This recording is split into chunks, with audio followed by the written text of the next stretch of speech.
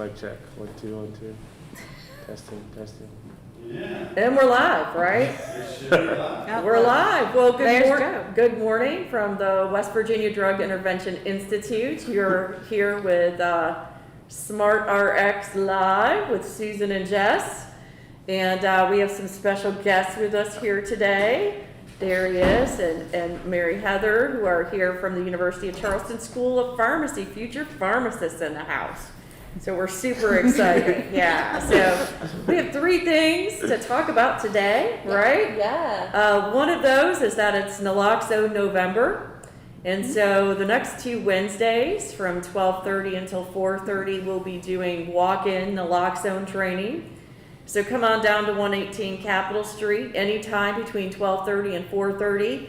It'll take about 20 minutes and you'll go through the naloxone training and leave here with that life-saving medication. So super important, no appointment necessary. We do ask that you wear your mask, but we can do that on the spot for anyone interested who's in the downtown area this Wednesday and next Wednesday. Yeah. And we will take your temperature at the door as well. Yes, so you'll have to go through all that, Yeah. but once you get past that initial screening, we can certainly start that training with you and send you off with some life-saving naloxone. That's super important, even if you are not someone in active addiction or don't know someone in active addiction. If you have an opioid in your home, naloxone is something that you should have. Absolutely. Just in case, whether you should unintentionally overdose or someone else in your home gets a hold of your medication. We know that there's quite an increase in the number of calls to poison control centers across the United States because kids are ingesting opioids unintentionally. So super important. Naloxone November, again, 12:30, 4:30, Wednesday. Walk in, get trained on the spot, and walk out with that life-saving medication at 118 Capitol Street, or right across from where the renovation is happening to the fabulous new library, which we can't wait.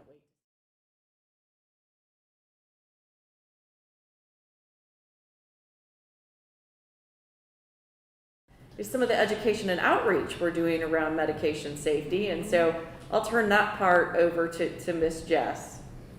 Hi, everybody. It's great to see you again on a Monday, and thanks for tuning in. We have, like Dr. Bissett just said, we have some special guests with us today. But before we get into that, I also want to mention that if you have any questions, feel free to drop them in the comment box on whatever method you are viewing this presentation. And we will either get to you live if it's during this, or if you post after the live presentation, we will come back and answer those questions. So remember, always drop us a comment. We like to see who's watching. Yes, absolutely. But I do have 2 special guests with us today. They are pharmacy students from the University of Charleston. And I'll go ahead and have you guys say your name and what year you are, okay? And maybe where you're from. Yeah. Let the audience know where you're from. Darius, you want to So, start? I'm Darius. I'm a second-year pharmacy student from Cumberland, Maryland. And I'm Mary Heather. I'm also a second-year pharmacy student, and I'm from Chicago, Illinois.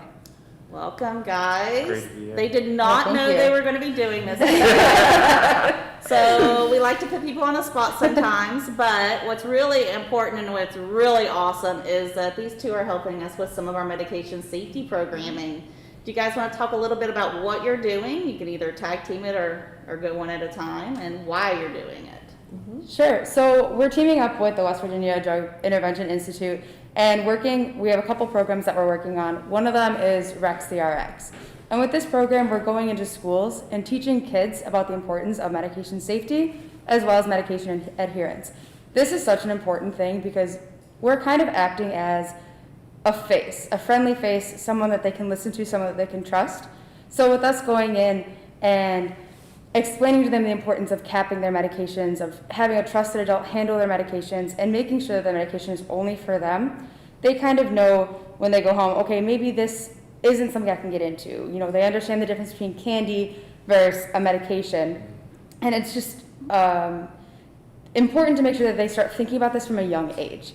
Because if they get this knowledge when they're younger, maybe kindergarten, 1st grade, 2nd grade, and they take it and grow up with this information, that's going to increase medication adherence as they get older. It's something that's cemented in their brain. It's fundamental knowledge, and it's a really important thing to do. So if we can stand there and we can act as the face, we can answer their questions, and we can interact with them, then it's a fun activity as opposed to just my mom said I can't do this, so I'm not going to. It's more of something that they may take pride in learning, and we have little motions and coloring books, so it's more not down to their level, but it's more fun. educational. Yeah. It's fun. It's fun and educational at the same time. Like, I know, like, during it, I'm having fun with the motions and just like teaching the whole thing. Like, I know, like, the three main things like we're trying to teach kids is it's cap him, know him, throw him. So, and I know, like, because I have little siblings, and I know they're all for like interaction and involvement in class, and like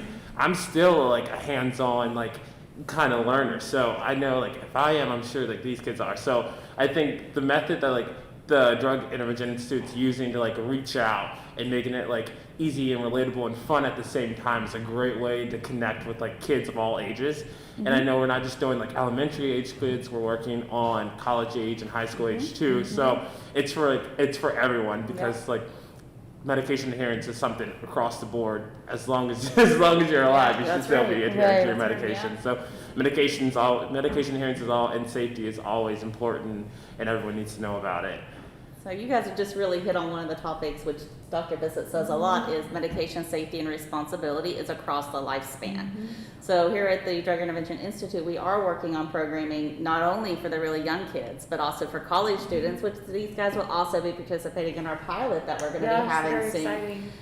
So we do have different programming, and we are working on future programming right now for adults as well. Maybe the beginning of 2021 we'll have something ready to talk about with that. Yeah, we're very excited about that. And I think what's really unique about having student pharmacists here too is that a lot of times the general public doesn't realize everything a pharmacist can do, right? Yeah. So Absolutely. these guys are immunizing for the flu. Even now, as pharmacy interns, they're able to do that. We've talked a lot in the office about how pharmacists and pharmacy interns are going to be really key when we do have a COVID vaccine in terms of pushing that out to the public. They're usually the most accessible health professional. I got my flu shot by a pharmacist, and so it's just the easiest place to go and get it done. You don't have to make an appointment. You're in and you're out, and they're really the best person to talk to about medication safety and how to adhere to your medication. And so I think it's wonderful that even as early on in your pharmacy careers as you are, that you're being the ambassadors of this message, which I think is really cool. And so hats off to both of you and to the University of Charleston School of Pharmacy for being our partner in spreading this message. We appreciate the opportunity. This is great practice, and it's great being able to be an ambassador to the profession and to learn more about it and interact with the community while we're still in school. So we really appreciate the opportunity. Thank you. I think it's really good because it just shows how involved pharmacists are in the community. Like, sometimes people see pharmacists like, oh, they're just like the pill counters behind the counter, like something like that. It's like, no, like Dr. Bissett said, like we do so much more, like kind of thing. And we do play a crucial part in communities, and especially at times like this, like it's important. Like I think we play a pretty big role. So. Absolutely. So now I'm going to ask kind of a personal question, and we won't spend too much time on it. But I'm going to ask each of you, why did you decide you want to be a pharmacist? So This isn't your interview. This is just bringing, Miss Jess probably doesn't know that's like the number one question they ask me when And they go to pharmacy school. This is for people watching that may not know, why you chose, but then I want you to talk a little bit more about what you're doing in pharmacy school, because this isn't just a one or 2 years. This is a whole process that you guys are going through. So you started last time, Darius. I'm going to have you start this time, and then we'll just. So I've always thought this is so cool how like I could have a headache or like be sick or sore throat or something, and I could like drink this little cup of medicine or take this like little pill, and like within like 30 minutes my headache's gone, or like my stomach's feeling better. And I just thought it was so cool how like these little like tablets make our like daily life so much like easier and like more bearable.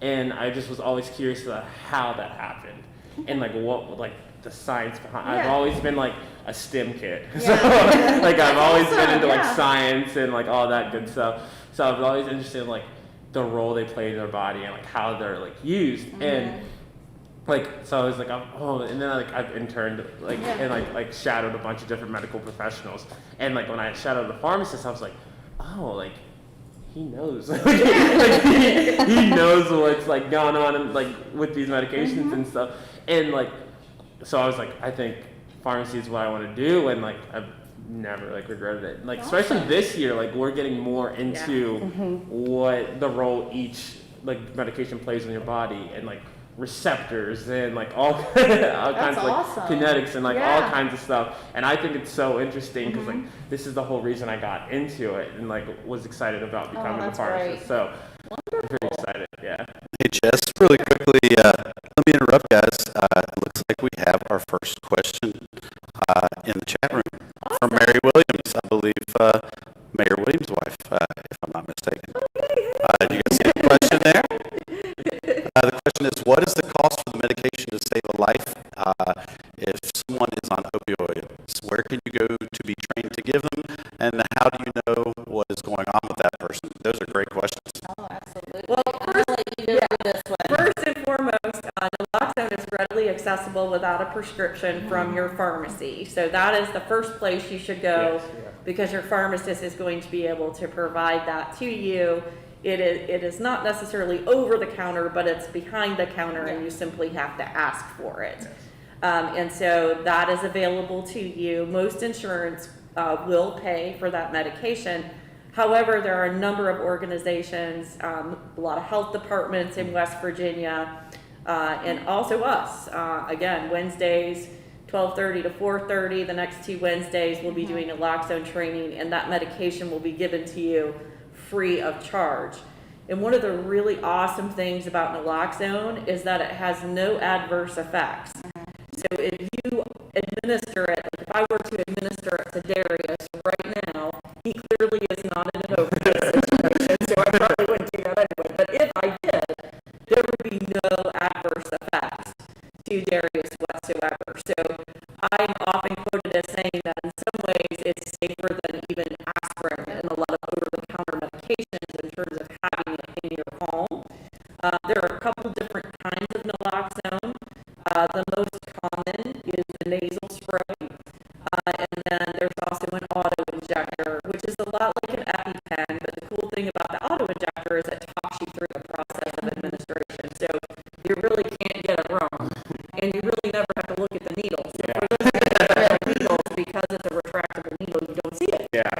So that's what's so awesome about it, and it's readily available at your pharmacy at a low cost, usually through your insurance, but most health departments also offer the training and dispense and distribute the naloxone for free, and then organizations like us do it the same. So I always say there's really no excuse not to have this medication, and I have it, and I've sent my daughter up to WVU with it, because you just never know when you're going to be in a position to save someone's life. Absolutely, absolutely. So great question, Miriam. We're so happy you're watching, and congratulations to our friend Mayor Steve. We're super excited, and I know that he's a huge advocate for medication safety, as are you. So we're glad that you all are listening. Thank you. And thank you, Joe, for bringing us that question. Remember, guys, if you have any questions, feel free to drop them in the comment boxes, and we will get to them as soon as they come up. All right, Mary Heather, if you want to give the reason behind why you're in pharmacy school. Yeah, I actually have kind of a similar story to Darius. So when I was younger, my dad got really hurt, and I remember being in the hospital and seeing all the different things, but the one thing that interested me the most was actually the medicine. I remember thinking, oh, it'd be so cool to be a doctor, it'd be so cool to be a nurse, but I didn't really want to be on the bloody and gory my stomach isn't the strongest in that aspect, but I remember seeing the nurses come in with different medicines, and this one helped his nerves, and this one helped the muscles, and this one did this, and I was so fascinated by it. And so having that experience and having that fascination from a young age, as I went through high school, I remember in chemistry looking at the different elements and being like, well, it's crazy that this table is made of the same thing that my skin is, but just a different arrangement and a different combination of different elements. And that plays a big aspect into medicine as well. It's a different arrangement on a specific medicine that binds to a specific receptor, so it does this crazy thing versus this. And I could never wrap my mind around it. So going into pharmacy, and as Jerry said, as we get further further into the curriculum, we're learning exactly what those modifications are, and exactly what those binding sites are, and exactly what these effects are. And every day, I'm still as amazed as I was when I was in 8th grade.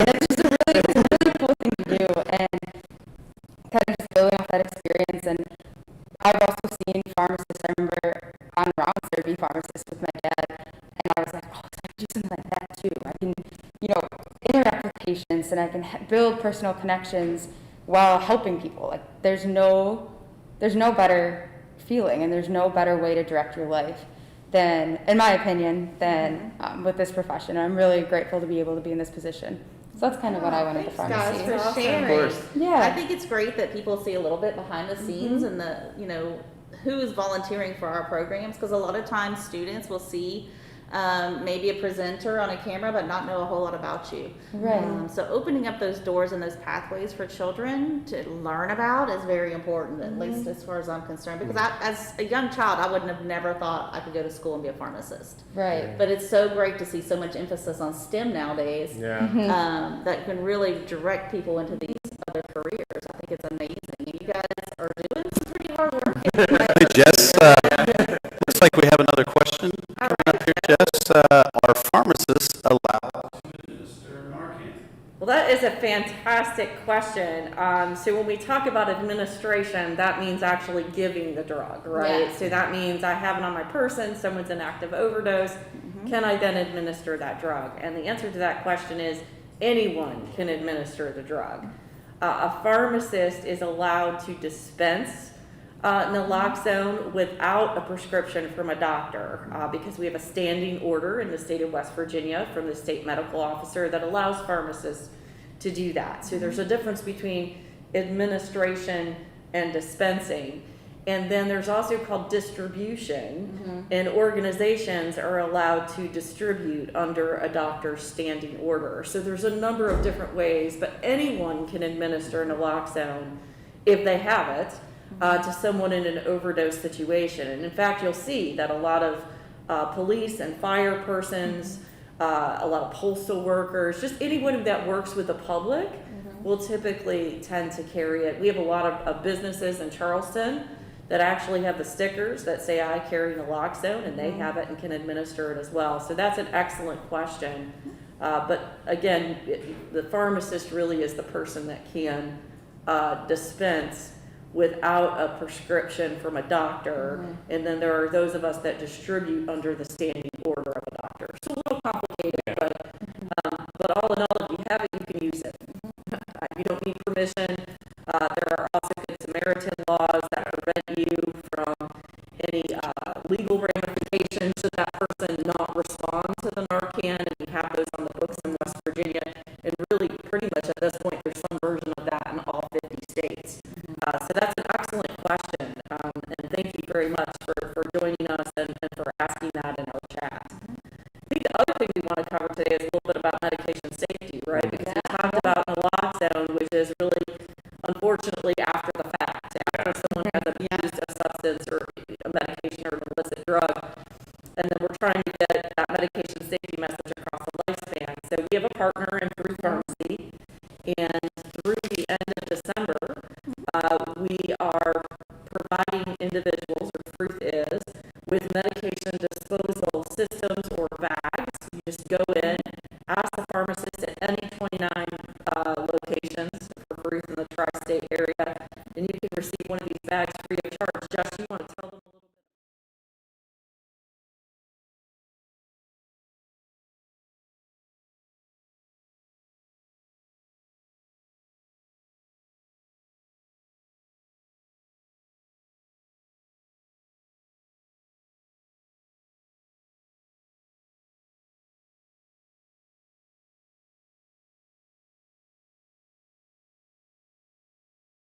Really not a great idea. It's really the best when you're finished taking a medication or it's old or expired. The best thing to do is to get it out of the house and safely dispose of it. One of the ways that you could do it was with a medication disposal kit. I was trying to get the light on there, but I'm not sure if you can see it or not. We have partnered with Fruit, as Dr. Bissett said. Super easy to use these. You can use them with prescriptions or over-the-counter medication, whatever you need to get rid of. But the instructions are on the back, and simply this will hold 45 pills, 6 ounces of fluid, or 6 patches, whatever you need to dispose of. You would just tear the top off, put the medication in the bag, add the water to the halfway point of the bag, shake it up really well, seal it first, and then shake it. You don't want to do both at the same time.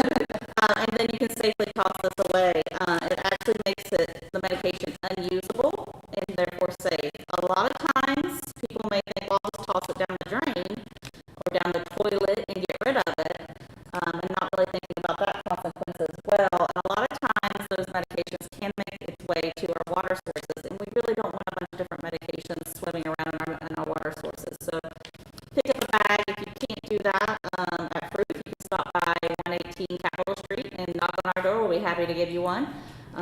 Or you can even call me and I'll mail them. I don't mind to do that at all. And they're non-toxic. They so you certainly don't want to give it to a child to play with, but they are non-toxic. And one of the things that's so great about it is we have a tendency to be very well intended, especially in West Virginia and as West Virginians, is that we like to hold on to things in case somebody else might need it, right? And it's really important that you consider getting rid of those unused or expired medications. You know, Christmas is coming up. And the holidays, and so one of the best things that you can do is to make your home safe for the people that you love. And so this is one small way to do that, and get on into Fruit, and as you're picking up your medications or your supplies for the holiday, this is one more step in that process. And it's really kind of cool because these have been branded with our friend Rex, who's our medication safety ambassador, our little snarky pill bottle. And so we're super excited to have this partnership, but it only works if you all take advantage of it. So really want you to get in there. We tell people that we tell the kids pharmacists are superheroes. Your raincoats are your capes. Our capes. And so go see those superheroes that are out there behind the counter at Fruit and talk with them. Pharmacists are highly trained to counsel you on medications as well as disposal and medication adherence and any questions you might have. Sometimes doctors are not as accessible for that, so it's super important that you consider taking advantage of that. Get your flu shot at the same time, make it one big trip, and you've checked off a lot of boxes. So very excited about that partnership. I love how easy these are to use. I remember we learned about them last year, and I remember I asked Jessica, I was like, can I have some of these to take home, actually? Because I have older relatives and stuff that just have bins of medications 3 to 4 years old, and I'm like, what do you have this for? And they're like, well, you never know if you'll need it. I was like, no, we need to get rid of it. So then I was giving them that, and they're like, oh, okay, this is easy. And they work really well also if you've had someone in your house who, unfortunately, we know during this time period that's likely, who has been quite sick, and then once that person is better, you have these medications lying around. So this is not just for opioids. This is for any kind of medication. It's really important not to keep that medication around. You know, we know that college students, for example, tend to share stimulants, which is not exactly a wise thing to do, right? So this is an opportunity to get that type of medication out of the home and make your home so much more safe. We talk all the time about getting drugs off the street, but we don't realize that a lot of times they're actually in our homes. Absolutely. And if you do have them in the homes, I'll just go ahead and say this as well. It's always a great idea to have a medication lockbox where you can safely store your medicine and little fingers can't get into it, especially with the holidays coming up. Yeah, I have to confess that I had a moment over the weekend where there was a picture taken in my home, and I realized that there were medication bottles sitting on a shelf that should not have been there, and I immediately said something about the picture. Be like, well, this was a mistake. I need to get these out of the way. So, you know, we're all human. Absolutely. Sometimes we come home and we're really busy and we just throw it on a shelf or throw it on the kitchen counter. So it takes a while to train yourself to really be mindful about that, because not everybody remembers to put them in the medicine cabinet or out of reach of children. And so kitchen counter shelves and tables, not a good place for medicine. Or if you have a toddler who's part monkey and likes to climb up into things, a little less stress. He's definitely a butcher. Yes, absolutely. Well, today. Join us every Monday at 11 for Smart RX Live. You never know who might show up. We encourage you to chat with us. Again, naloxone, 12:30 to 4:30 this Wednesday, 118 Capitol Street. If you want to learn more about our education programs, feel free to email Jess at wvdii.org. That's Jess. Jessica. Jessica. At wvdii.org. We also have a tab on our website all about our education programs. And again, stop into a free pharmacy location for your free medication disposal bag through December 31st. Thanks so much for joining us, and remember, don't keep Rex around. Gentleman by the name of Bob Calhoun, who is the assistant superintendent for Kanawha County Schools, just in passing had mentioned to me we'd really like to develop something for preschool. I happened to be working on a few other things with Joe Murphy, who's the CEO of Murphy Media, in relationship to opioid prevention and education, and had mentioned to him, hey, what do you think about creating something that could be applicable to the pre-K environment? Get to the older ones, sometimes they've already got this mindset of, bad habits because they see what's around them, and you're unfortunately sometimes a product of your environment, and if we get to them early and they start learning good habits, the earlier the better. Never imagined that within 4 or 5 weeks we would have a talking avatar that could interact with the children in real time, and we named him Rex the RX. Have you been telling Mrs. Webb in her class all about, this? What's that? What's that? What? Oh, it's pretty cool, huh? Don't you wish you had one? Mm-hmm. I bet Joshua wishes he had one. And what about Temperance? Hey, Temperance, do you have a hat? Temperance. Blake, Blake. He's not gonna high-five you or give you a hug. He will interact with you, but the whole purpose of Rex is that we don't want the kids to keep Rex around. Oh, guys. Bye. This is the way, in my judgment, to reach them. They're used to being interactive, and they really don't respond to anything but that. So you've got to find a way to make that impression and make it last. Hey guys, what do you think of my hat? You like it? Anybody here wear a hat? No? The kids like Rex because he's also interactive, and he can, communicate in the actual classroom, so you can say the kids' names, and that gets their attention immediately. The response has just been amazing. The kids really relate to the avatar, so if they do have a prescription medication that they take, which a lot of kids do, we want them to use that medication properly, but we also want to ensure that they're not sharing medications. We know that we have an enormous amount of children living with grandparents, living in foster care. We know that grandparents, that age group, they're more likely to have multiple prescriptions where they probably shouldn't be, where they're much more accessible. So it's a short program, but it's very effective, and Rex can talk to the kids, answer questions with the kids, and give them vital information. Technology was used, it was very interactive, and the kids really, really seemed to enjoy it and learn a lot. I mean, medication's not something that we talk about a lot with kids at all because we don't know where to draw that line, but this made it very kid-friendly and interactive. Do you know what that means? He's expired. Hey, hold up a second there, Susan. And so the message of don't keep Rex around is a real poignant one and real important, and something that a 4 or 5-year-old can kind of wrap their arms around and understand. So we were really making a difference. We were reaching more schools and more counties and more kids than we ever had before with the medication safety message that Rex shared. And then in March of 2020, just like the rest of the world, the Rex program really came to a halt. So we were all working together and trying to figure out ways to get the program back online in any way, shape, or form. And then kind of hit the pause button and realized that now the message was even more important because you had all of these children who were at home with parents and grandparents who more than likely were not storing medications properly, and that made medication a lot more accessible and the message so much more important. We went back to the roots of Rex, which is innovation, and we found a way to scale the program by bringing Rex into homes remotely.